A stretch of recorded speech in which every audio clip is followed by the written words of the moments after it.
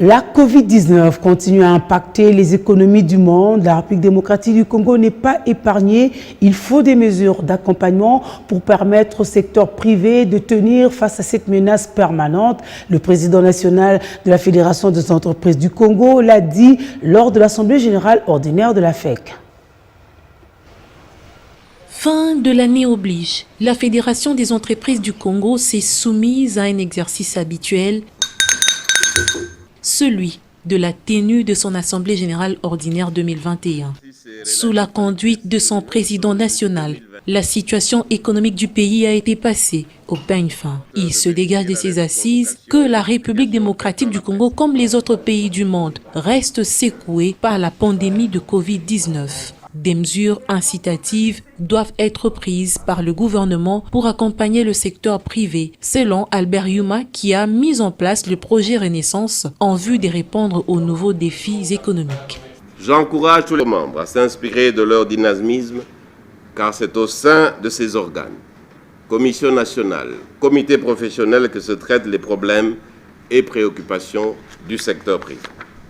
En termes de perspectives pour 2021 qui tend à sa fin, les nouveaux variants de la Covid-19 ont suscité des inquiétudes, mais avec la découverte des vaccins contre la pandémie et la généralisation de leur administration, on peut avoir quelques motifs d'espoir quant au rétablissement des équilibres mondiaux à court et moyen terme. Au niveau national, les projections macroéconomiques faites situent le taux de croissance pour l'année 2021 autour de 3,5% au regard du comportement de notre économie face à l'évolution de l'économie mondiale.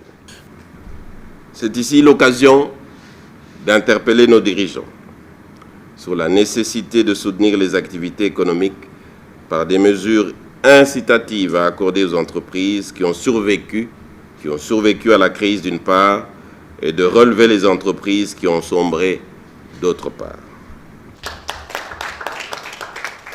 Le président de la Fédération des entreprises du Congo, qui soutient la continuité de collaboration avec le gouvernement ainsi que les autres partenaires à travers un cadre de concertation permanent, a réitéré pour ce faire son engagement d'être le porte-voix de tous les membres auprès de ces institutions pour le bon fonctionnement de la Fédération des entreprises du Congo.